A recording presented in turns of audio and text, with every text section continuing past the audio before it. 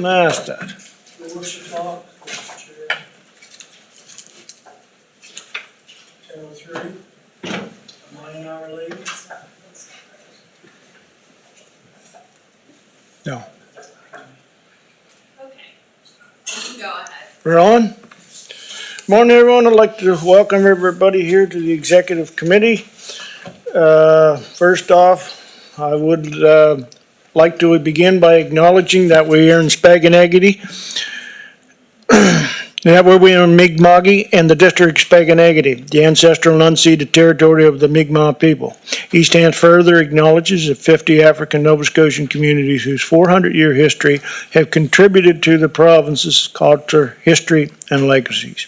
We are all treaty people. Another order of business would be approval of or amendments to the agenda. Seeing none, we'll say it's approved. I have regrets from public member Tim McDermott and public member Nicole Cluett. Haven't heard from public member Densmore, but I assume that with his bus duties that he will be coming in shortly. Next order of Kim will be joining us. and also Kim will be joining us very shortly. Thank you. First order of business, RCMP quarterly report. Scott, you'll be taking that?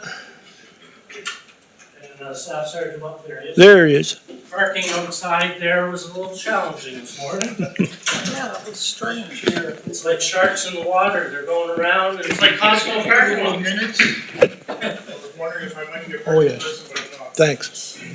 Before we begin, I had neglected to do the approval of the minutes of September the 16th, 2025. Is there any errors or omissions?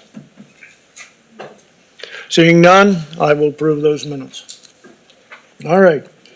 Staff Sergeant, if you guys can, whoever's taking this, if you want to click your button there to talk, and then I can let you in.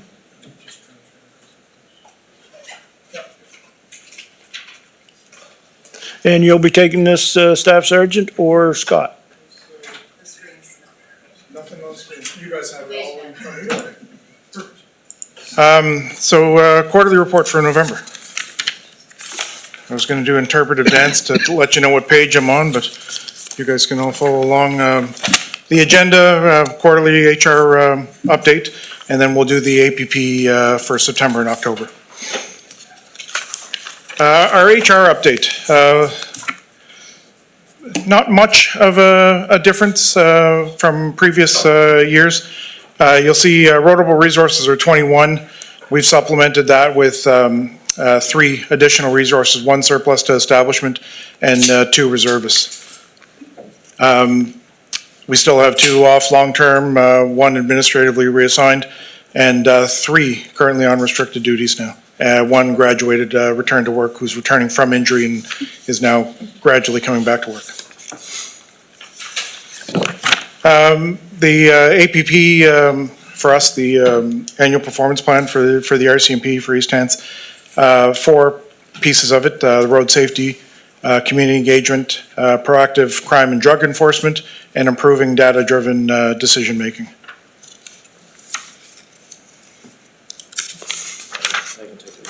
Okay, I'll pass over to Scott here to speak to some of the operational stuff. One of the big ones, as always, that comes up. Can you hear me, folks? There we go. My voice tends to carry anyway, but the first thing under the road safety, we usually talk about the motor vehicle collisions for the September and October. Unfortunately, we're reporting 2 fatal motor vehicle crashes. 1 down in Maitland, which was a 79-year-old, and then 1 in East Uniacke, a 45-year-old. Second one concerning because there was impairment by alcohol, and he died at the scene. So anytime we get more than 1, that's not a good thing. Both of those areas, we brought out our CART team and all that stuff. What I mean by that is we have a special collision handle team that comes out and looks at these things. So they support us, they support the local members, and determination of both of those are individual error. Basically. MVC with injuries, 8. 8's a number, but that's actually good. We tend to get with the volume of traffic on the 102, the number 2, the 214, and then go outwards 101 and the number 1, we tend to get a high number of collisions. Mother Nature has been good to us so far, but I would imagine, unfortunately, with the first cold spell and some snow on the ground, we've seen some of those flurries. Our numbers might change. Hopefully they don't, but statistically, the end of November, early December, we see quite a spike in that, basically due to driving too fast for conditions. Motor vehicle with property damage, 51. Motor vehicle with non-reportable, 32. And basically, if I haven't stated before, non-reportable motor vehicles are anything under 2,000 or no injuries. You know, your little fender bender, no injury, just figure it out yourself. Most of those are like parking lots and maybe slip off the road and you get towed back on and stuff like that. When it comes to enforcement, visibility, both big components. In East Hants, the members, and when we say warnings, they're actually written warnings. They're not just like verbals. Unfortunately, we don't have a mechanism to count how many times the officers tell people verbally to behave.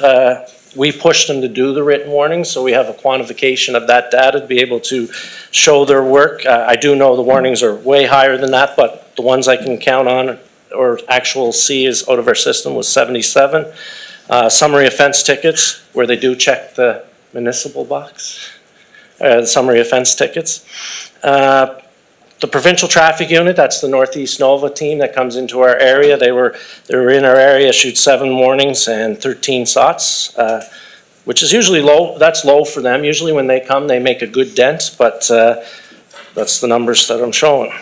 And again, our local media likes to pick up some of our stuff. Impaired driver in Milford, thanks to Pat Healy. We had the impaired driver, those burnouts. I still don't understand why people like to waste their tires. Tires are very expensive, but they still do that. In this case where the person wasn't doing something very smartly, our officer came and we found out why he wasn't being too smart, because he was impaired. So we throw those in the media. Pat Healy's really good to us. Some of the bigger files will go provincially, but he treats us pretty good. And you want community engagement?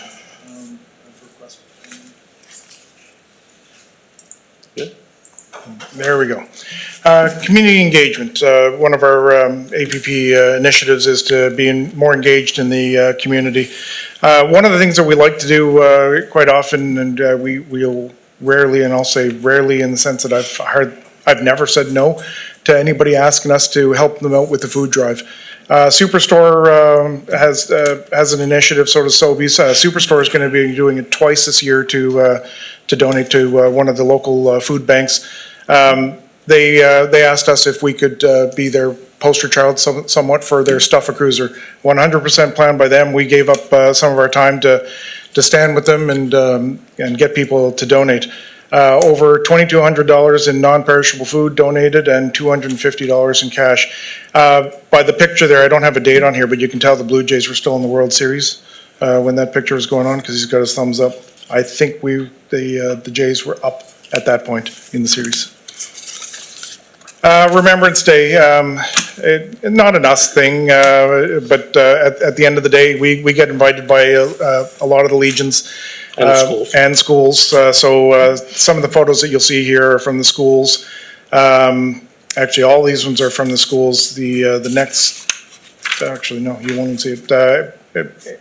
This from the photos that you see here from the 10th at some of our local schools. We tried to attend every service that they asked us to be at, and I think we were successful in doing it.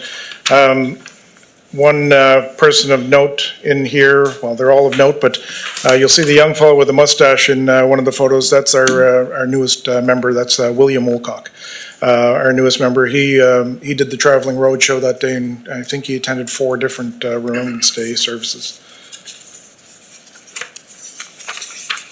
More along the lines of the community engagement. It's not always about getting out and doing your typical engagements with the communities, like your food drives and everything. It's little things as well. So Constable Mike Wolcock, if the name sounds familiar, yes, that is William's father. He also works in our detachment. He's the school liaison. The picture that you see there is not a bad thing. He was just demonstrating to the youth of the school there the capabilities of our body worn camera.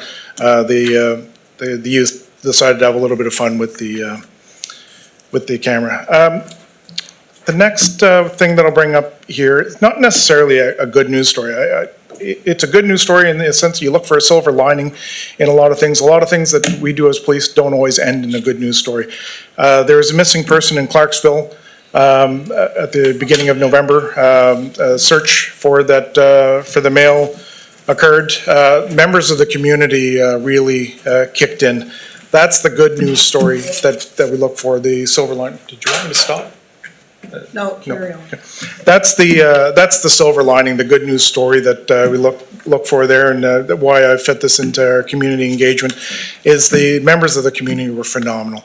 There is no way ever that we could have amassed the amount of people that Clarksville put together to help look for this person, and they were very respectful in the sense that they asked us where they should start, what they should do if it's going to infringe on any investigation, and very, very, very helpful people. Unfortunately, while they did meet the outcome that they wanted in finding the person was deceased. So there's the tragic end to a very good story, but a very tragic end to it. I'll talk about the next one. You'll see a listing of our code. Green, which is a hold secure, blues, which is a lockdown, and a black, which is a evacuation and relocation. So we're still in the first semester. We haven't finished the first semester, but by the end of the first semester, our school liaisons are to finish all the schools with at least a code blue and a code black in there as well. One thing of note for the code blues, the system that they've got in place now that the school board's buying in place is actually quite a good system. It's a very universal approach to it, and the reason why we practice things is so that we can improve upon ourselves when the real situation happens. So no code blue goes perfectly. Our guys look for things. So our school liaison will go in there and he'll bring 3 or 4 other officers with him to watch different hallways and look for deficiencies that we can work on for the next code blue. The hope is by the second semester when they do the code blue, or if the real thing happens sometime after that, they realize they've done something wrong, and this is the best way to stay safe. You go ahead. Continue on with the APP, proactive crime and drug enforcement. Offender management is key. I'm always pushing this, like there's orders from the courts that they get served into the residents.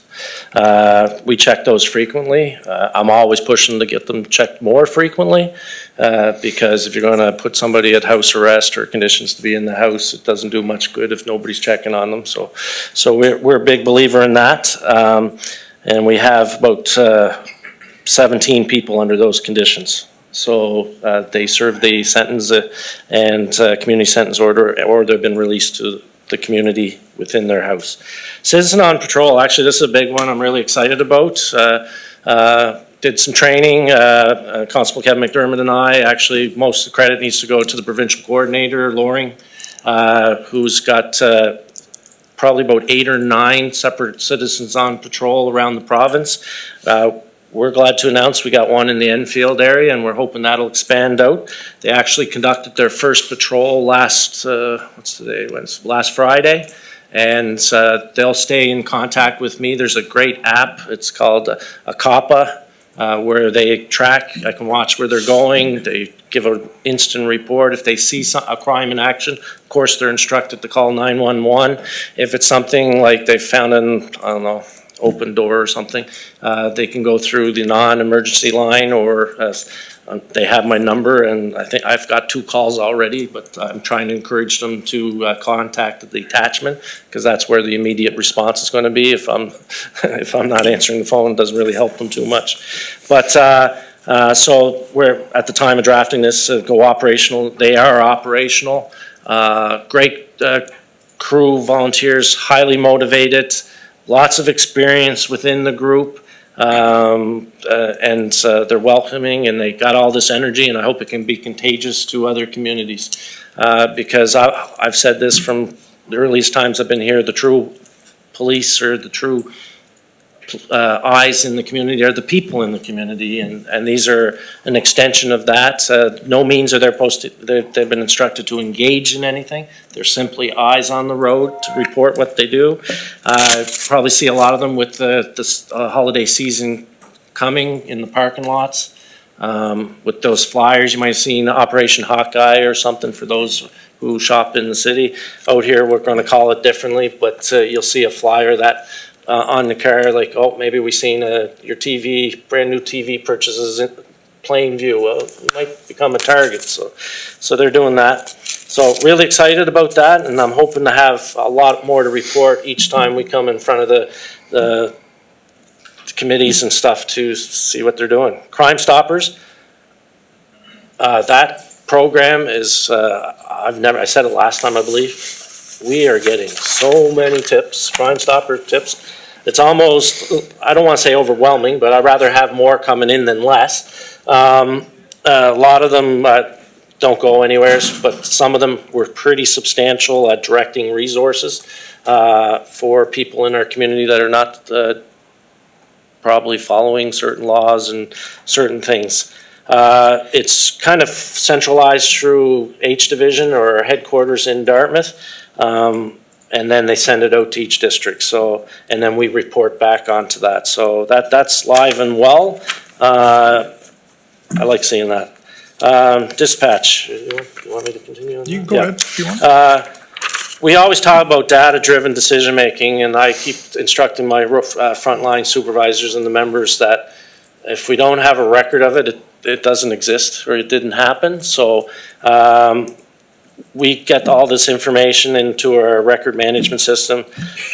We actually seen between this time last year and this time, our calls went down just a incy bit, 1.6%. That's the dispatch.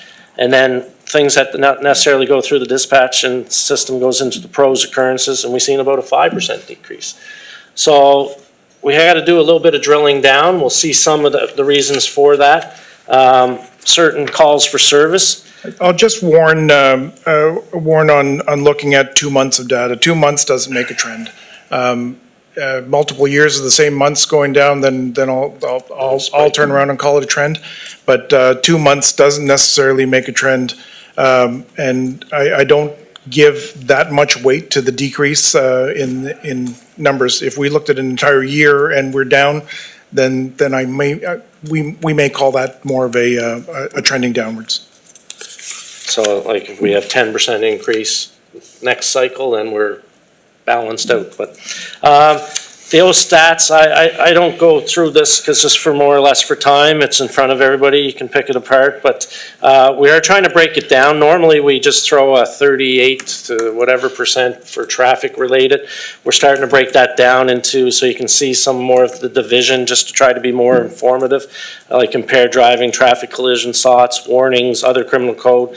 A lot of those are traffic related, but in our little pie chart there, you see the division of each of those crime types or the data that we're pulling off the system.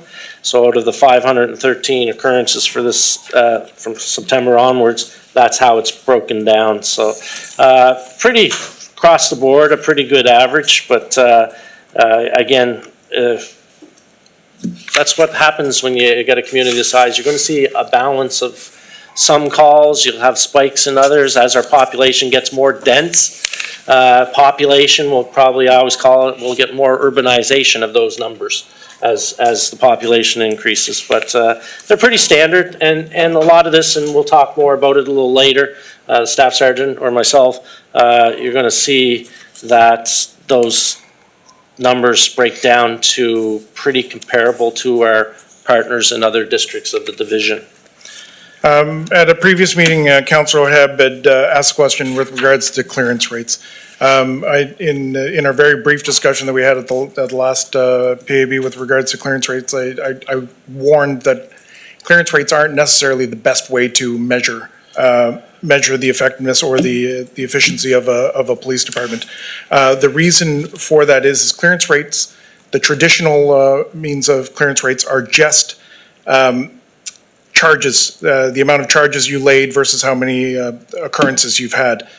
Well, as you'll see on the next slide, not every occurrence is a chargeable offense, like they are still investigated. So to me, the goal in clearance, in my opinion, should actually be is how was it investigated, and we should be looking at 100% clearance. It should be, every file should be looked at, every file should have an unturned stone, or that's turned, and it should be brought to some sort of a conclusion. To me, that's a clearance, and that's what I think a metric for clearance should be. However, I did include the charges on the following page. You did ask for a comparison across the board. Unfortunately, I threw this into our planning, our stats people, and they turned around and said, "You mean for the entire country, you want this kind of data?" Yes. Yeah, it's not happening until next year if you want that. So you can have this next month, which is December, and I said, okay, what can I have in November? A couple days later, they threw out this, and I'm somewhat happy with it. They lumped a lot of things together. So on the left side of the left pie chart versus the right pie chart, you'll see East Hants on the left side and H Division overall. So H Division being Nova Scotia, and we're only talking the RCMP agencies within Nova Scotia, except Halifax. The reason Halifax isn't included, there's actually two reasons. One of them being it's a completely different style and model of policing. Their numbers would look a little skewed because they don't investigate everything to the nth degree that we do in some of these smaller areas. And the other part of it is they're on a completely different database. HRM is on a different database altogether, so pulling their statistics may not mean the same as the statistics that we would pull from ours. But as you can see, if you look at East Hants compared to all of the division, the numbers are comparable. 41% for insufficient evidence, cleared by charge. So this is what you would have typically gotten on clearance rates, right? You would have gotten the amount of charges. So you would have seen clearance rates for East Hants being 9%, and everybody would have said, oh my goodness, the police are doing nothing. Well, we didn't account for the fact that 49% of these calls that we get, there's insufficient evidence in them, or they're unfounded. So unfounded, insufficient evidence, these are fully investigated offenses. And then you have your open files. So we're talking 2024 data. So we still have open files from 2024. We still have open investigations. They're not going to get closed for certain reasons, depending on the type of investigations. If you go over to the H Division stats, that's all of Nova Scotia RCMP, the numbers the percentages are pretty well the same. So it was a fantastic exercise for me. So like in the sense that we shouldn't really try to compare ourselves to other areas, but it's always nice to know that we're doing something the way everybody else is, or we're getting the same results as them. And from a previous council meeting, I think it was 2 meetings ago, Councillor Tingley asked for the calls per service per member. He did ask how we compared against all of Canada. I got the exact same answer when I asked, how do we compare against all the detachments in Canada? They said, you can have that next year. I said, what can I have for this meeting? They said, you can have everything against our own province. Great. So the numbers are here. Every year, on average, our members in East Hants will take 223.25 investigations or calls for service files, however you want to lump it together. They'll have that many actions to deal with on an investigation. Compared to the rest of the province, which is just marginally lower than that at 219. So the take home, and again, very nice exercise for me to know that generally we're working in the same ballpark. We are a little bit higher than everybody else for calls for service. So we'll end the open session with that, and I'm ready to take notes if there are any other questions that you want me to clarify or anything, or if I can't do it now, it'll be done at a future meeting, or we can have a conversation outside of here. All right, thank you for the report. I'll now open the floor to speakers with regard to that report. And then on our agenda, there's a in-camera public protection item that we will deal with, so I'll just leave it at that. So the first, Councillor Mitchell. Thank you, Mr. Chair, and thanks for the report. Read it a couple of times. I have just some questions to clarify my brain, I guess. Restricted duty, can you clarify that for me, what restricted duty would be? Yeah, these are people that are coming to work, but they can't put a duty belt on and they can't be put out in the field. Okay. If I get a summary offense ticket, does that give points on my driving? It depends on the offense. Moving violations, you accumulate points or demerit points against your license. Non-moving violations don't usually have any points. Speeding would be Speeding would definitely, depending on, there's 3 levels of speed, well, 4 if you include stunting, where the lowest level speeding is 2, the next level is 3, and going faster with 31 kilometers and above is 4. And everybody can accumulate up to 10. If you get a 6, you get a letter. If you get 10, you lose your license. So if I had an unregistered vehicle, that would give me points? No, it's not. Safety inspection? No. Okay. Just a question of curiosity. Has the RCMP been pushing for mandatory winter tires like Quebec? That's a good question. I know it was a topic at one time, but we'll probably have to look into that, because I'm not aware locally we weren't pushing, but divisionally they could be. So, being from Ontario, I can somewhat speak to that, not from an area of any expertise, but the initiative through Ontario and Quebec was actually driven by the insurance companies. It wasn't driven by anybody else. They got together, the government said this is a great idea, let's put it in legislation. It was the insurance company that drove that. Okay. And the last one is open files. Is there a time limit on them? No. They don't expire? Okay. That's all, Mr. Chair. Thank you. Thank you. Thank you, Councillor. Next up, Councillor Michael Perry. Thank you, Mr. Chair. Through you to the RCMP, want to thank you gentlemen and all your members for the large presence at the Remembrance Day ceremonies throughout the municipality. I do know that pretty much every district is thankful for that show of the Red Surge on those days. My question today comes with drug use sites and identifying and tracking them. And I know in the Mount Uniacke community and talking to some other residents of friends of mine that live in the corridor area and even up in further into Rawdon and along the shore, there seems to be some well-known sites where people pull off to do their illicit drugs, and most of these times it means they're getting back behind the wheel and going somewhere else.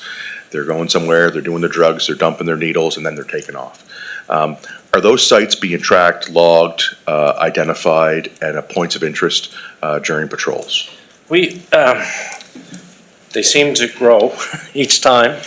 As far it's location-wise, with the citizens on patrol, I definitely, again, eyes only. If they see any activity in certain sites, it's a very good question and got me thinking, because officially we don't have a drug site listing, which may be very beneficial. Now, the more my wheels spin. But calls per each service that somebody calls about one, somebody would have followed up on it. Does that make sense? Yes. Yeah. The goal is to, of course, a lot of times we just move it to another area, unfortunately. But we're making our citizens on patrol aware of the calls that we do have. But I think we could go actually one step further and combine that list. Because I'm trying to go through all my little charts and my brain's not coming to, here's all our drug sites. So that might be a little project for one of our, when we get a new officer that comes aboard the detachment, one of their things is a community project. And I think we just hit a good Yeah, community because I project. think just having that data and knowing, Yeah. like, I'm not saying make that data public, Yeah. because then people will know we're on the list, but just having that, at the officer's disposal when they're on patrol at certain times, I think could be useful because, drug use and addictions, it's kind of like, you cut one head off and two more spread out somewhere else, but, you just have to keep fighting the fight in those cases, but humans are creatures of habit, and once in a while, they will circle back. Absolutely. And For the easiest point. And we do have on our, like, we have a shift report that they complete each time, the supervisor.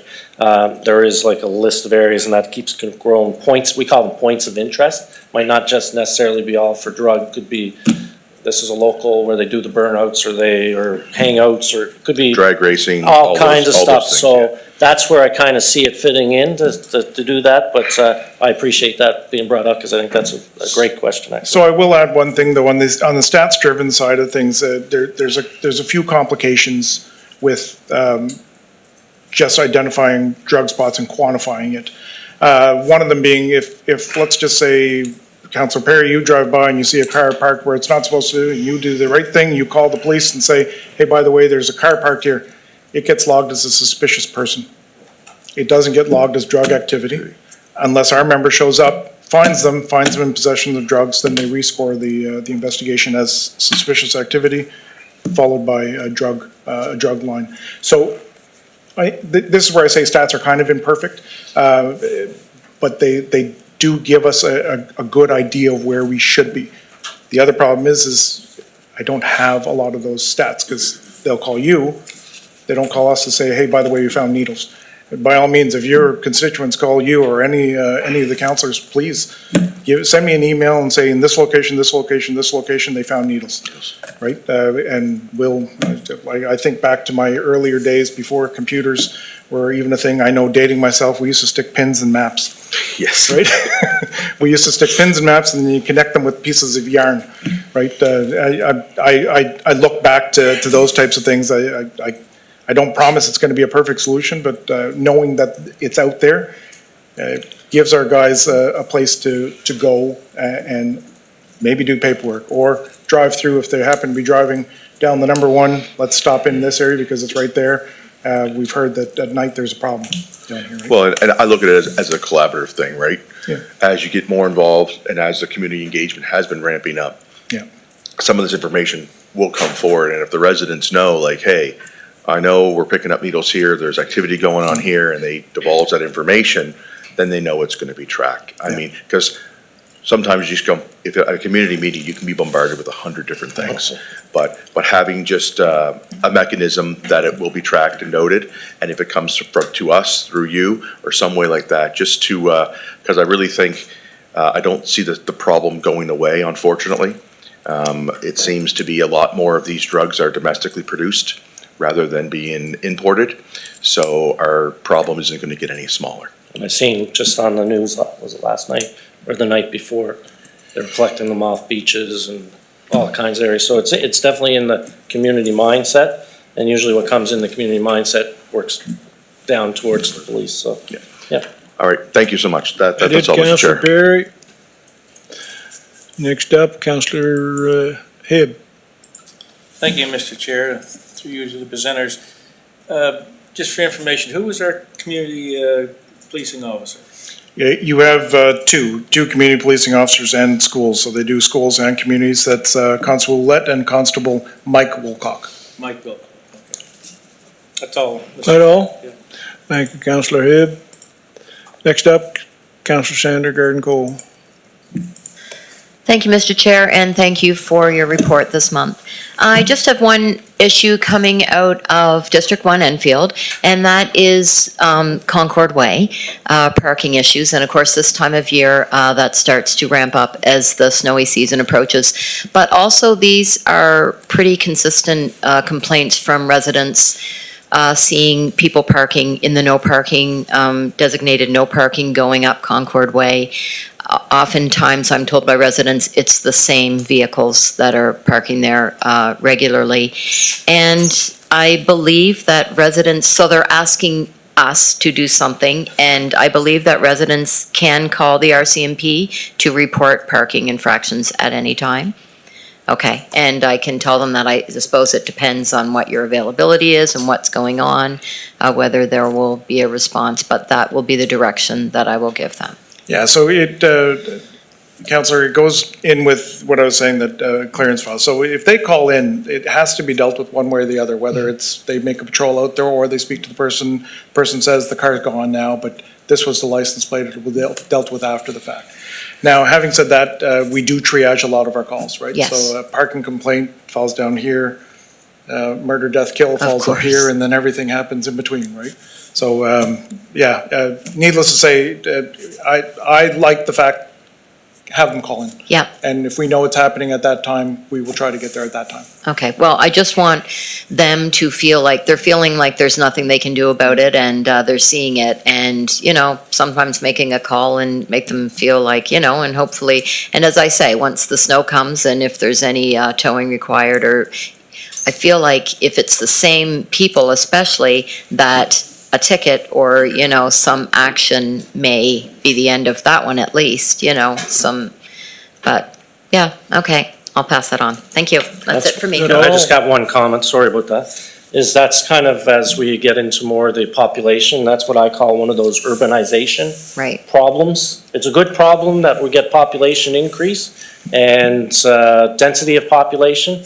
Municipalities will be facing that challenge more and more as our population increases. So I imagine our calls will go up, and same with the municipalities, so. and Yeah. I mean, it's hard to say, there's there's so much parking for each unit. There's also underground parking, although I'm told that in some areas that there's a cost involved in underground parking. So I guess there's different reasons for it.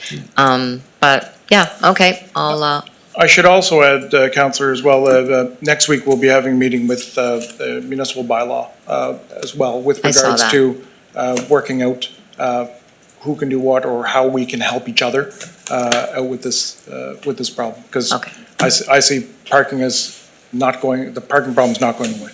right, The average family has 2 cars and they get 1 parking spot. exactly, yes. Okay, thank you. Thank you, Councillor Garden Cole. Next up, Councillor Musa. Thank you, Mr. Chair. Well, you said we have the highest call for service in the province, and I'm not surprised. My question is, are those locally driven, or being a bedroom community to 500,000 people have an effect on us? So it's not actually the highest calls for service. There are detachments that have higher. That's the average. We're above the average. So we're above the 50th percentile, I guess, okay. you could say, with regards to calls for service. But calls for service come from anything, and everything that Sergeant McRae and I are preaching here to call the police, yeah, the number's gonna go up because we're asking to get called for these things, right? So, and again, that call for service number doesn't speak to the severity of each of the calls, right? So 223 investigations in one person. There could be some really severe calls in there, but the majority of them are not severe and can be handled. Yeah, I only ask because my daughter just moved to Fall River, and they have every house have been broken into the cars now, and she told me, Dad, I need a camera for Christmas. So being a bedroom community, I think, have a big effect on us too, especially when we have large lots and people can steal better than the city. Like, she lived in Dartmouth for 4 years, she never had an issue like that, so.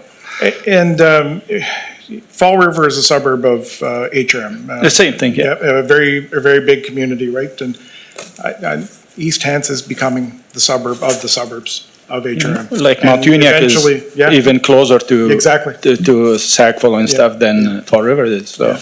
Yeah. I think that's what, that have a good effect on us for call of service. Yeah. Thank you. That it, Councillor?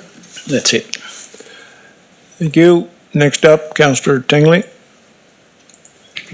Through the chair, thank you for the report. Sorry to hear about the 2 fatalities in the motor vehicle accidents, or sorry for their families anyway. My impression is that East Hants is a fairly safe community, compared to other municipalities across Nova Scotia and around Canada. and that the RCMP are doing a good job. I've got lots of questions, but one question is, with this data, are we able to identify where these incidents are occurring and identify perhaps preventative measures that could be taken? Like, there's about 95 crimes against people or property. Are we able to look at where they're happening and take preventative measures or motor vehicle accidents? Are there any trends, like, are they occurring where there's no traffic controls, or are there obstructions to vision? Or, like, do we note anything out of those? I think, the whole point of presenting numbers is what do we do with the numbers? Right. We have a DCAS unit that analyzes, I'll do the motor vehicle, well, they do it all, but motor vehicles, so they do those trends. That's why they bring crash teams in. So if intersection ABC is 20 and somewhere else is 1, well, you obviously have a problem. And I think the staff said it, education, engineering, and enforcement. And enforcement have to play a role in trying to tackle that problem. It's called intelligence-led policing. You might hear that term all the time.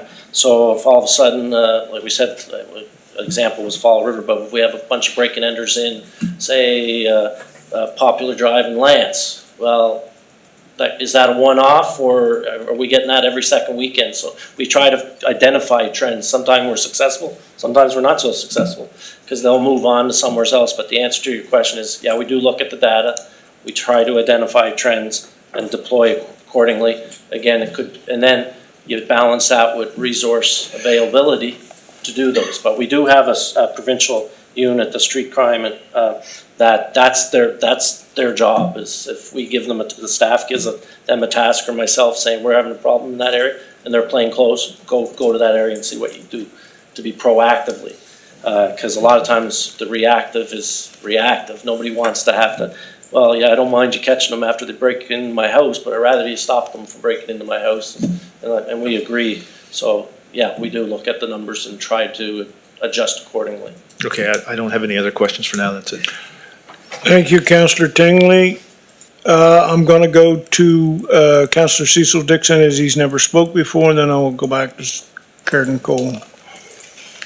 Thank you, the Chair. Just a quick question here on I know in the past we've had issues here in the business parks with crime and stuff like that. Has been anything happening, changes or going on there?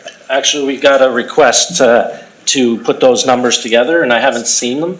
I know the numbers are a little higher out in Mount Uniacke than Elmsdale, but we always, there's Milford as well. Right. We don't, I say this and it always comes back, jinx me, it doesn't seem to be a problem down there. But we were asked to compile that numbers, I just don't have them.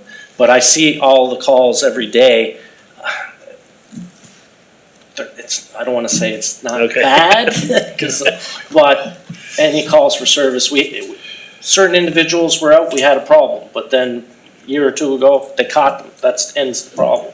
So these things are very like a pop-up, but we continually just follow up on Councillor Tingley's question is, we're going to look at those numbers, and if there are any surprises, then we'll look at it. Okay. No, that's great, thank you. Thank you. That all? Thank you, Deputy Warden.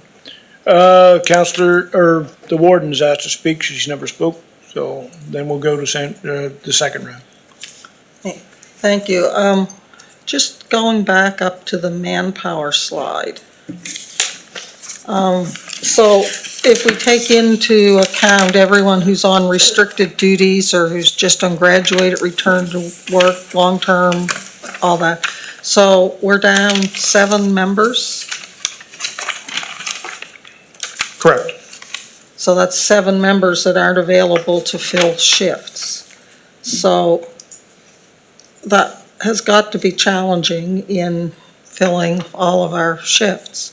So I just wonder, at what point in time is there something we can do about that? At what point in time do these bodies get replaced so that the resources we're paying for are out there doing what we need them to do?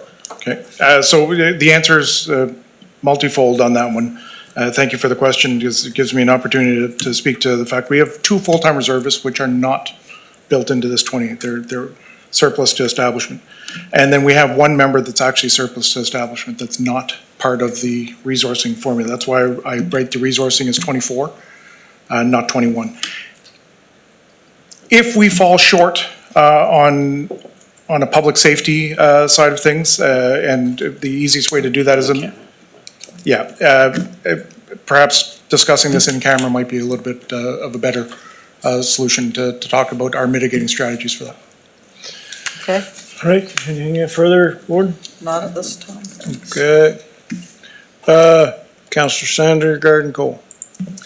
Thank you, Mr. Chair. I just neglected to ask, what number would a resident call? Would it be when reporting a traffic offense? Non-emergency. The non-emergency number. Okay, thank you. Is that it? That's it. All right, Counselor Norval Mitchell. Thank you, Mr. Chair. Just a quick question. When I dial 911, how much information is required to give? If I dial 911 to report an accident, how much information do I have to give? Because when I reported one when I was up in Truro, I felt like I was being interrogated, giving out the location. I had to give my name, address, telephone number, and all this other stuff. And I can see people not just calling in for the fact that they feel interrogated. So how much, if I was reporting a highway, a car off the road on the highway, would I have to give the same information? I've never trained a 911 operator, so Yeah. they would be the best one we can do, but under the best knowledge I have is they're gonna get as much information out of you as you're gonna give. Because the more information they have, say if you get disconnected, they're certainly gonna want a phone call to call back. They're gonna wanna know who's calling, but do people call 911 and they don't give their name and Right. information? Absolutely. But that's, information in is only as good as information out. Right. We like more because if the officer safety's involved, so the level of call, I'm pretty sure they're trained to try to get as much information out. So they can then, what we have in Nova Scotia is you have a call taker who's talking to you, calling, then they're gonna relay that information to a dispatcher. And as quality of that information that gets to the car, is very important, especially when you're driving, and if it's a serious matter, then, adrenaline can take, so the more information, the knowledge, so I don't have a solid answer of how much they're supposed to ask you, but I'm guessing they're gonna get as much as you'll give, but I know from seeing dispatch screens, we got a call of a car off the road and we don't have a contact number and we don't know who called, so it's like, okay, we'll still go out and look, and, but of course, most people are pretty given on at least the phone number and who I am and what I saw. So legislatively, Yeah. you don't have to give anything. Oh. You can hang up the phone. You called voluntarily, you can hang up the phone. Legislatively, you don't have to give anything. What we ask as police is provide the information that they're asking for. It does help our investigators in things. I won't get into what it would help them with, but a lot of times in the broader picture of it is to, as Sergeant McRae was pointing out, it helps them fill out a proper screen so that we have proper contact information for that person. We know that this person's not that person, and we automatically link them to the wrong Norval Mitchell. On that call, I gave my name, address, where I live, my location of the accident, where I thought it was. I didn't know the road, but I described the surroundings so they would know. And then she says, just wait, and then she called the fire department and Truro Police, and then she talked some more with me, and then she let me go. But I just felt that I was being, but I was okay with it. I just said, I can see people not want to give out enough information, especially if you maybe have a prior, or whatever. Just my question, thank you. At all, thank you. Now, seeing no one asked with further questions for the police report, we have an in-camera section scheduled with a matter of public protection. with our staff sergeant, Sergeant Scott McCray. So I will move for a motion to go in camera for a matter of public protection. Moved by Deputy Warden Dixon, seconded by Counselor Hibb. All those in favor? Contrary of mine? All right, motion's carried. Will let us know when everything's off and we're in camera.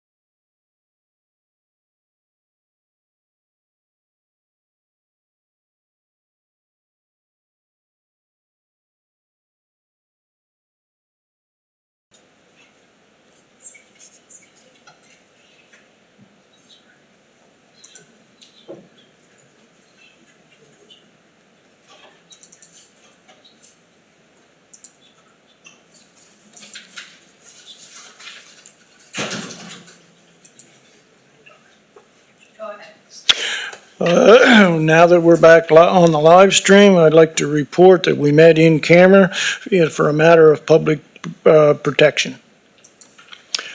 All right, seeing nothing more on the Police Advisory Committee, I do appreciate everybody's in the in-camera and the participation in the thing. It was very good and well done.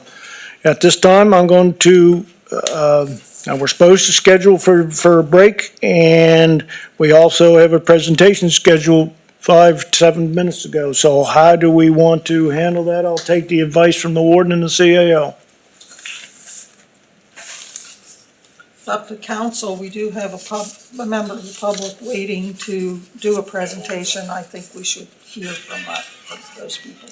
Okay then, is the wish of everyone, or does anybody have anything different? Okay, we could end it, that would be at the call of the chair, Garden Cole. So anyway, I'd like to entertain a motion for adjournment. Moved by Councillor Tingley, seconded by Councillor Mitchell. All those in favor? Contrary of mind, motion is carried.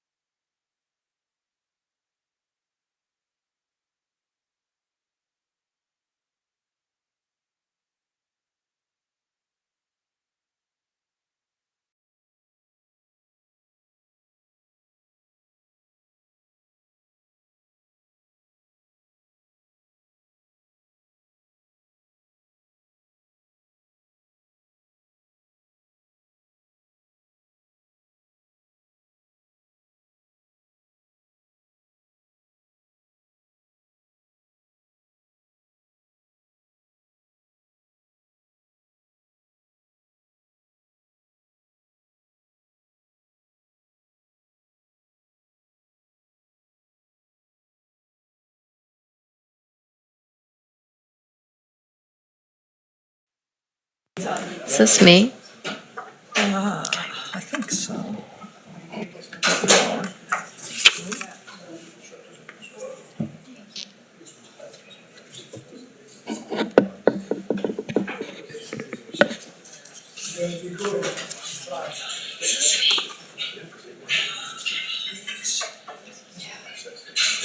Shirley, how you doing?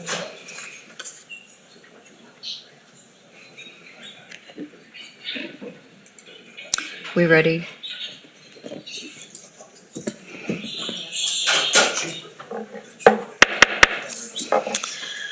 Okay, folks. Going to welcome Corporate and Residential Services Committee will be called to order. Be looking for any changes to the minutes of October 21st, 2025. Seeing no changes, the minutes are approved. We are running behind schedule this morning, so we are going to jump right to a presentation from the East Hants Family Resource Center with Kathy McDonald. And Thank you so much. just one second, Kathy, and I'll open you up here. Could you press the button on your mic?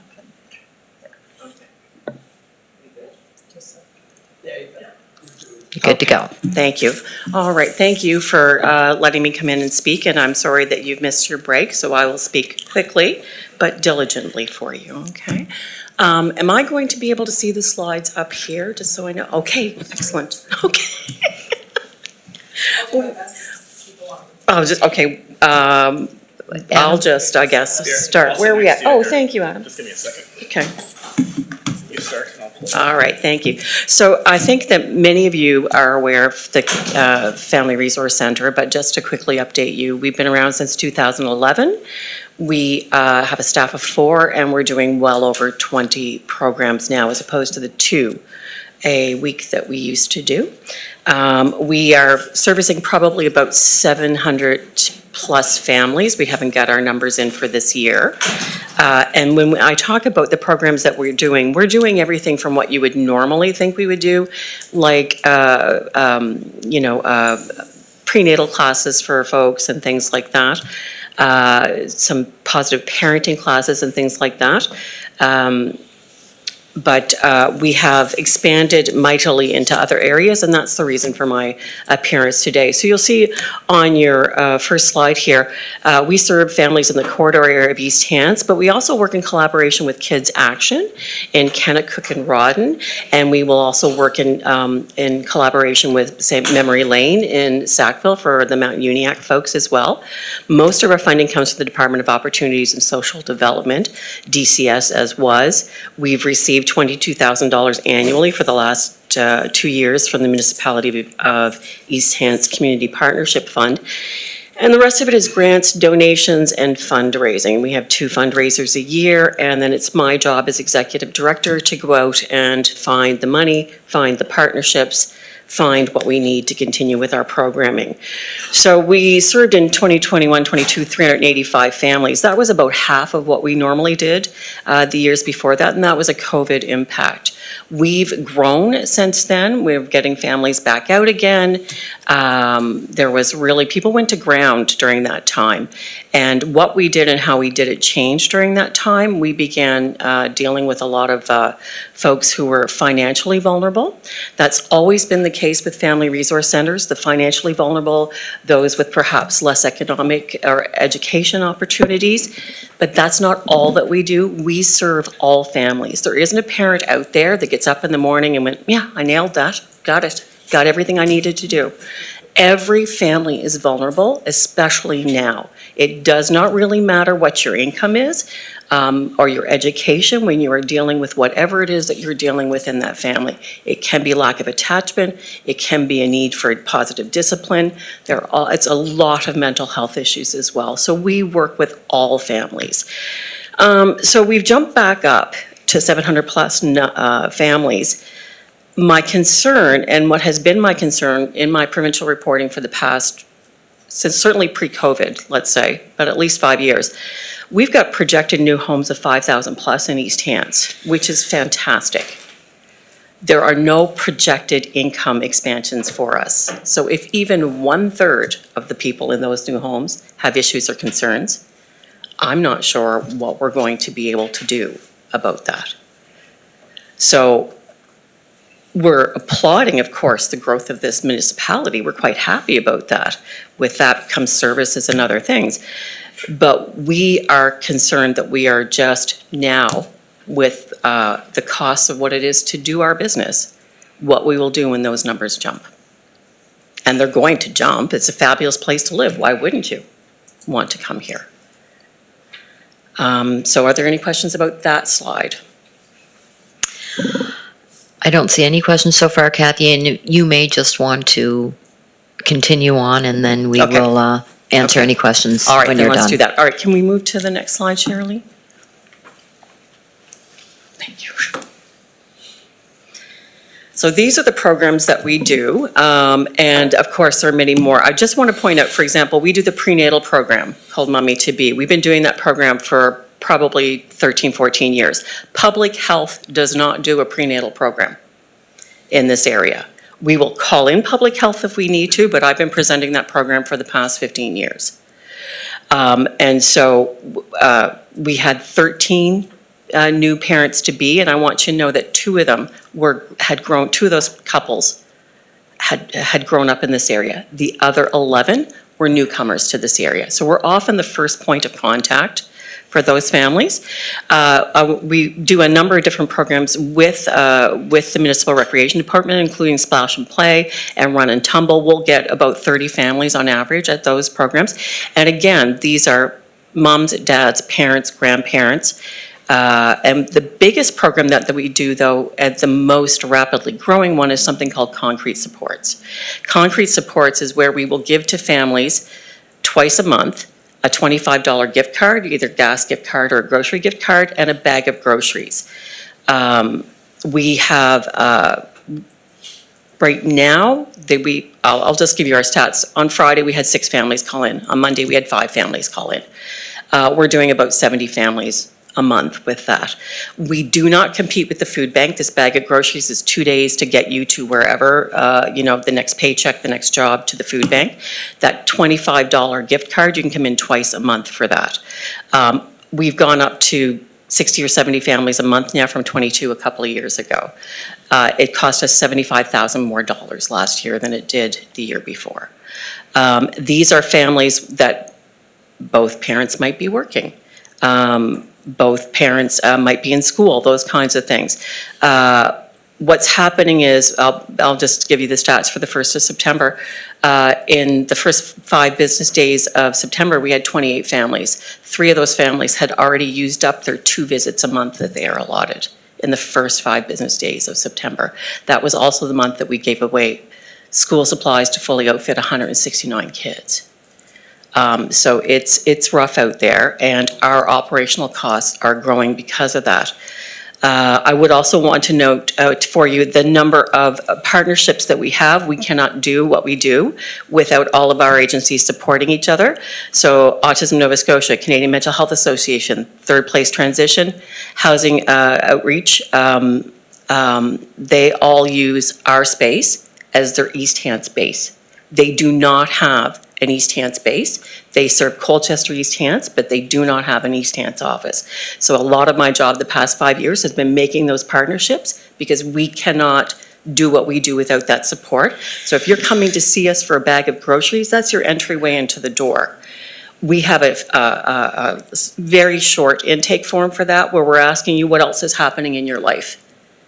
Increasingly, we're seeing threat of eviction, inability to pay bills, domestic violence or abuse, bills that are just beyond. And so we reach out to these agencies to help us.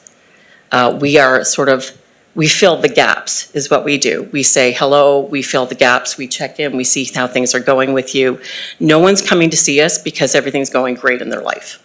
So maybe we don't get an answer that time. Maybe the second time you come for your gift card that month, we get a conversation about what's happening in your life. Our job is to refer. We make probably 100 referrals a month. We started keeping track of that. And I would just like to note that that's probably 100 calls you don't get. So they're coming to us, where do we do this? Where do we find that? So we've gone beyond this is how we burp a baby. This is how we grow attachment to our children. We are basically a social agency out there working and filling the gaps. Other agencies we really work hard with is mental health and addictions. There is, quite frankly, not a lot. There's not a lot that they are able to do. They don't have the staff. In many instances with mental health and addictions, the demand is so high, or there'll be 1 staff person for 3 counties. So we hold programs with their support and with their help.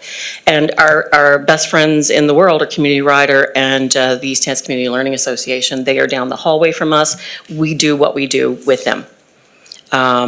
We basically double our money, double our impact, because we work together on programs like Spring into a Summer Picnic. We will do Family Literacy Days. We will do other events that Tuesday Topics, which we'll get folks in to talk about everything from mental health disorders to crafts to yoga, whatever it takes. So with their help, we've managed to be able to spread our wings just a little bit more.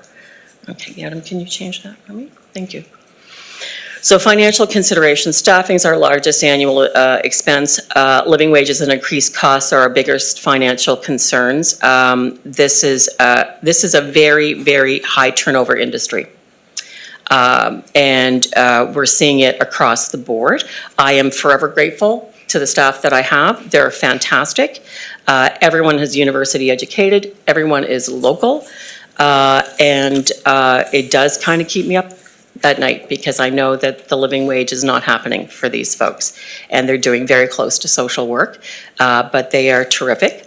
Multiple fundraisers annually are necessary. We do them.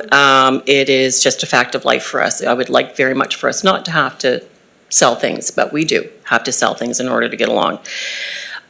Most concerningly, our provincial government support remains the same to 2029. We receive $190,000 annually from the Department of Community Services. They do supplement our concrete supports, but what we received this year was 1/3 of what we had received the year before.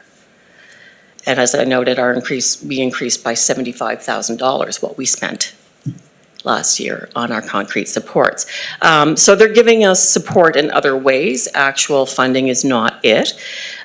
Expenses are rapidly rising, as is the needs of our clients, which is increasing threefold. So for example, for our concrete supports, grocery bags, we would spend about $250 a pop 2 years ago on what we were buying to give out to probably 20 families. We're now up to about $1,000 for what we spend. You've been to the grocery store, so you know what's happening.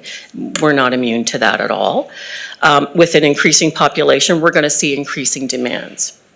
I have been, as I said, flagging the increasing population to the provincial government in my annual report since pre-COVID. We were meant to receive this year. There was, when we signed our last contract, there was conversation about how there would be an increase coming to 2029. That didn't come to fruition. So there is conversation happening as to what that might look like. But they have not made any decisions yet as to what might change. So our request would be for the Community Partnership Fund is we would very much appreciate if we could take a look at a $4,000 annual, $40,000, not $4,000. $4,000 is going to get me through a month of groceries, sorry, $40,000 annual partnership fund grant from MEH, which would be well used and much appreciated. I'm good. Okay, thank you, Kathy. First to speak is the warden. Thank you. Certainly, you folks do wonderful work. Thank you. And I just want to make sure I understand correctly. The more rural area does have Kids Action program, and you do work with this group? We work collaboratively? we work in collaboration with them, yeah. But programs that might not be available through Kids Action that are available through you are open to anyone in the municipality? We're not going to turn a parent away. Okay. Yeah. And so I guess I don't need details, but I'm very happy to hear that you work collaboratively with Kids Action, because I know their funding comes from a different area of the province than yours does, and so on and so forth. And I would like, I guess, in a rainbows and fairies and flowers kind of world, I'd like to be able to see them offer some more of the services that are available here from the more rural area, because I think the uptake would be even more than what you're seeing if people could access it from that area closer to home. Right, yeah. We do have those conversations. We were just at a Family Resource Center provincial convention last week in Truro. And we were also at a Department of Community Services. I'm never going to get this new name right. So Department of Community Services gathering where I sat down with Sue Ann and we talked about what we could do to basically, our funding's a little bit different from their funding. So where can we fill in those gaps at the end of the day? I think it's, I think it's excellent. I think you do fill or provide valuable service, as does Kids Action Program, to our municipality. And I'll just say, I've been to the Mommy and Me class as a support person, okay? No, as a support person for my daughter-in-law a few years back. But, and I had never been to anything like that before. And looking at young women who were there, that would have been good when I was a young woman expecting a child. It would have been good to have a place to go where you didn't feel silly to ask a question, and where, wasn't just assumed that you'd all of us, you just know this magically, because a lot of the times you don't. And, Well, increasingly, we're seeing people move here, and if you know how it goes, people move here, they get a lovely house, it's got a garage, they park in the garage, they go in the house that way. A couple of years later, they're having a baby, and they don't know anybody in the neighborhood, Yeah. because they're working outside of this community, right? Yeah. And so we are often the first point of contact to get them into, this is this group, this is that group, did you know this, did you know that? And we do our programming out in the community, in church basements and in halls, so we're trying to meet people where they live and basically have them learn about what's in East Hants, what makes this a great place to raise families. And having said that, I'm very supportive of the work that you do, and I would be supportive at looking at an increase. And I'll tack on there, I'd also be supportive at looking at an increase for Kids Action as well, because I think it's two ends of the bookcase, so to speak, and those are my comments. Thank you. Thank you. Thank you, Warden. Next to speak is Councillor Tingley. Through the chair, thank you for this report. You're obviously helping a lot of people and do great work. All these services that you provide to this many people is just amazing. I can see your expenses are going up. So I'm just going to make the motion that we provide this grant to East Hants Family Resource Center of $40,000. Okay. Consideration of budget, right? At budget, correct. Okay.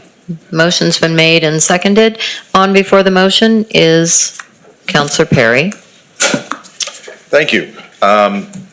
Everybody else has said a lot of the great things. I was just wondering, the annual grant revenue, have you seen that as being steady or fluctuating a lot in the last number of years? It's fluctuating, it's tight, we're all out there trying to get we're competing for the same dollars. Which is Exactly. exactly why, as organizations, we're working together, because there's just only so much money to go around. So it's tight and it's getting tighter. And my next question for you is, like, in seeing the list of programs that you have, there are other organizations that offer similar programs, like Coats, for example. They do the distribution of coats and stuff. And I see a Family Literacy Day, right? And the library runs literacy programs as well. Has there been a look at trying to coordinate with these groups so you're not trying to, in some ways, duplicate effort, but work together to lower costs for both sides? So Coates is a nonprofit, her costs are, she basically works very hard. This is Kathy Miller, by the way, who Yeah. people confuse me with all the time. But no, she's a wonderful volunteer.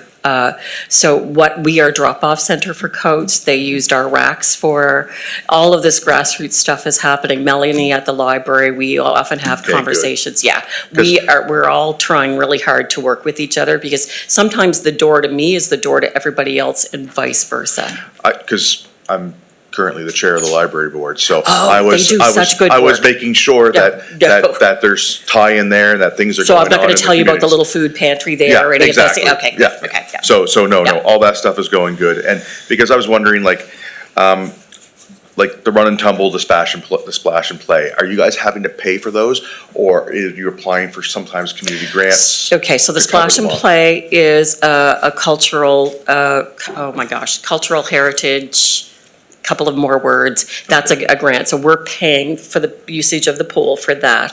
Run and Tumble, the Sportsplex is offering us the space for free, because we're bringing in young families whose families, kids aren't okay. playing hockey yet or soccer yet, yeah. Because this is the way of thinking of being able to lower some of these costs. Right, Like we yeah. can offer community grants or different things through culture and heritage. Because to me, it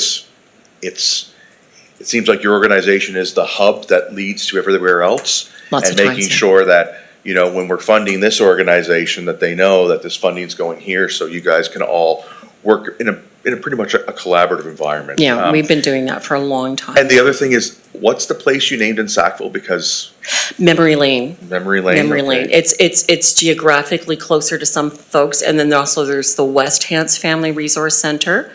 Yes. And I would suggest pre-COVID, we were all doing our own things in our own areas, but COVID has taught us a lot about the need to refer and work together. Yeah, because I represent Mount Uniac, and I've never gotten anything in the mail, or there's been nothing from Memory Lane. We get stuff from West Hants Family Resource, because we get West Hants mail, just the way that Right. it works for some of the community. But Memory Lane, that was completely unknown to me, so. And what we do is we refer, because we don't want to be walking into someone else's house. Yep. So we'll refer to those organizations. If there's no satisfaction, we ask them to call us back. And I think you're absolutely right, like, there's areas of the municipality that are growing exponentially, and the need is just getting more and more. And as we see the food costs, you talk about $250 to $1,000, well, I think in the next 6 months, it's gonna be $1,500 with the way things are trending. So, thank you for all your efforts, and, look forward to seeing what's next. Thank you. Thank you so much. Thank you, Councillor. Next to speak is Councillor Hebb. Thank you, Madam Chair. It's not to the motion, but I was on before that. Just, Kathy, great job you fellows are doing down there. Just a question, I think you've already answered it. Distribution of clothing, boots, and household items under the service and programs. Can people drop stuff off there? We ask people to contact us first. What we try to do is match make who needs what to who we'll put the call out to if we Okay. need something specific. We just don't have the storage to really hang on to things, so bigger household items. But again, through our network, we'll call especially the food banks to see if they need. So yeah, just contact us first so we know. And we also will donate to Dorcas and Rick's as well, because we will send our folks down there Very good. as well. Thank Yeah. you. Thank you, Councillor. Next to speak is Councillor Rhino. Thank you very much. Thank you for the presentation, and it's quite obvious you do a lot for a lot of people. But I want a clarification on the motion. Is the motion to put this in the draft budget for discussion, or what is it? Because, I don't want to sound like the Grinch here, but we are going to have a lot of asks from a lot of different groups, and we've already went through this morning knowing what we know now, what we're going to have to spend more money. And, I want to be fiscal responsible, and because if it's just outright now to give it to them, I can at this time without discussion around at the budget time. So I'd like clarification on it. Councillor Tingley?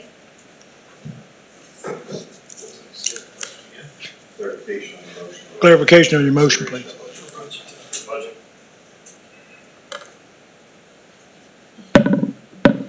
Through the chair, yes, it was for clarification at budget. So- It was for consideration at budget. For consideration Yeah. at budget? Yep. Okay. Okay, thank you, Councillor. Next to speak is Councillor Mitchell. Thank you, Madam Chair. Thank you for the work you do, and I'm amazed at all the programs and service you can provide for a little bit of funding that you do get. My question deals with, I guess I don't know, and I want to know what Finding Your Happy is. I'm actually teaching it tonight, Norval, if you want to pop down. We're doing yoga tonight. So Finding Your Happy is a program we've done for about 10 years, and it's right now being funded by Mass Casualty, Bereavement, and Grief Funding. So what it is 4 different strategies on dealing with stress, anxiety, and what those impacts can be on you. So we look at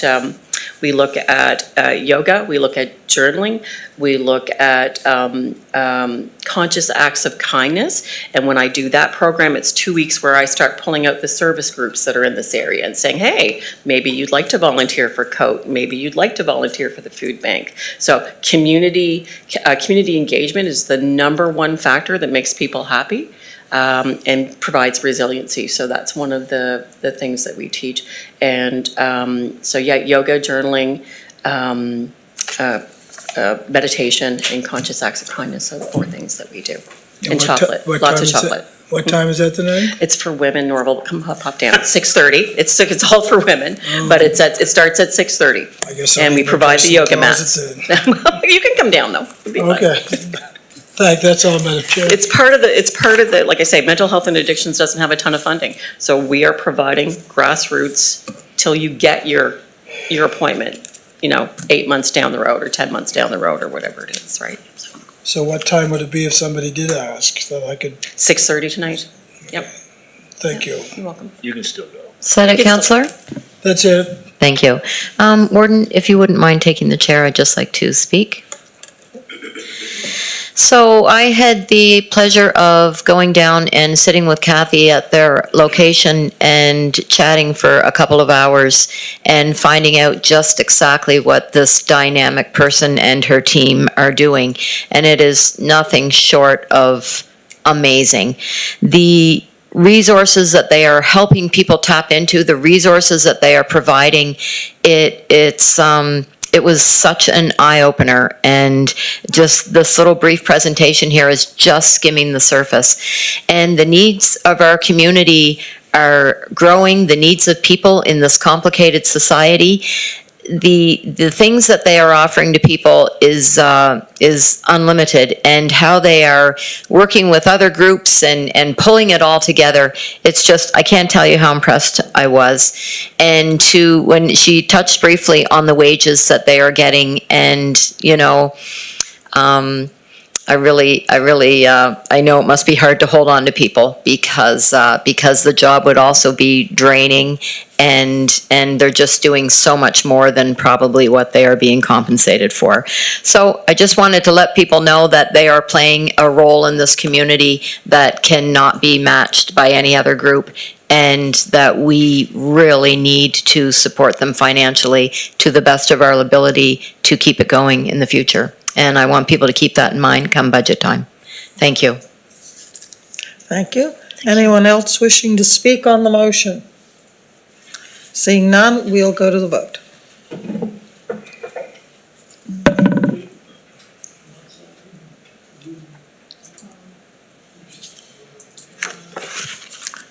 We have to re-vote again because we have to sign in.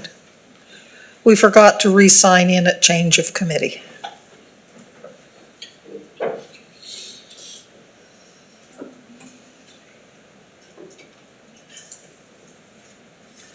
Now we'll go to the vote. And the motion is passed unanimously. I'll turn the chair back to you, Councillor. Thank you, Madam Warden. Okay. Thank you so much. Thank you very That is much. going to make a very happy Tuesday morning when my staff gets back from their programming, so thank you. I do have one more request, if I can sneak this in. Go ahead. So I talked about the lack of funding increase from the province. My reports have obviously not made an impression. The board chair and I will be writing a letter on behalf of our organization to our MLA, pointing out that there has not been a change to our funding and asking for his direction and guidance as how we would go forward seeking more. And I'm formally asking if perhaps there could be some support from council in sort of just basically even outlining what the growth in this area will be, so that there is some veracity or more veracity to what we're asking. I'm unsure how council proceeds with this, so I'm just going to put the request out and see what might be the support we might be able to attain. Okay, so the warden would like to speak on that. Well, I would move that we recommend to council that council write a letter in support of the East Hants Family Resource Center's request to the province for additional funding or possible changes to the funding. Yes, that's my motion. Okay, motion's been moved and seconded. Seeing no one to speak, we'll go to the vote.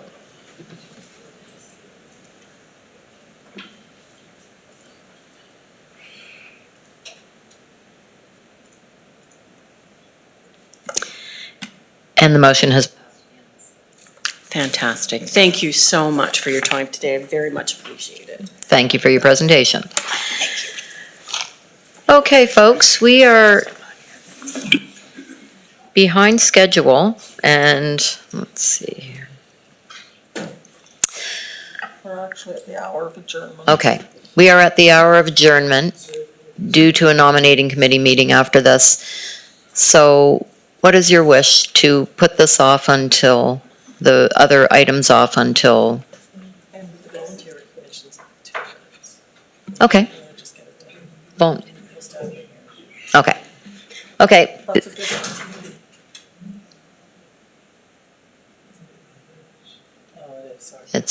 I thought you were referring to.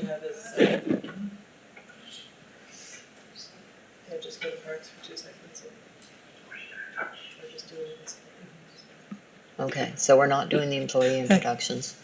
Yeah, the CAO has requested if we could do the one item from Parks, Rec, and Culture while staff are here in the room, and that is the volunteer recognition item. I don't know if you want to switch chairs for that, or? There's not one sense in doing that. You will be headed. Okay. All right, so before we break for lunch and go to nominating meeting, we will move into Parks, Rec, and Culture briefly to deal with the volunteer recognition date and location recommendations. We'll turn the mic over to Aurora. Okay.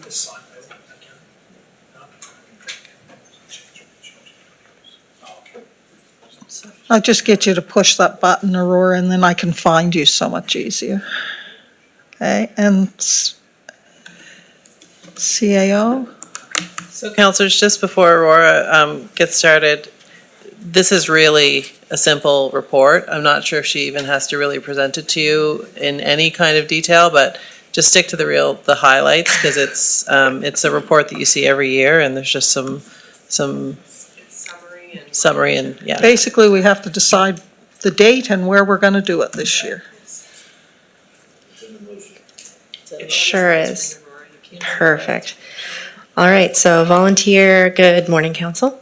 Volunteer awards for 2026, we're proposing that they be held Friday, April 24th at the Mount Uniacke Royal Canadian Legion. This is the week of National Volunteer Week. And the main point that I do want to highlight is that the cost of this event could potentially rise. So we've budgeted for a $1,000 increase to the event budget. Previous budget cycle, it was $6,500, but we're seeing more and more people attend and more volunteers be nominated. So the cost of food and such is rising. You'll see the recommended motion there. And there is a caveat that if a caterer is not available in Mount Uniacke, we'd like to just build into the motion that we approve Rawdon as a backup location. Mount Uniacke Legion has been tentatively booked, but they have said there might not be on-site catering available. So we prefer to get an on-site caterer. Rawdon's the next logical location, central. And if you have any questions, happy to answer. Councillor Perry. I'll move the recommended motion. Moved and seconded by Councillor Head. Okay, any discussion on the motion? Seeing none, we'll go to the vote. Motion is passed unanimously. Thank you. So I would be looking for a motion to adjourn for lunch, returning for our group picture with the Laker at 1:30. Moved and seconded. All those in favor? Contrary, motion is carried. So I would remind members of the nominating committee that we'll meet briefly in room 168 before we partake of lunch somewhere.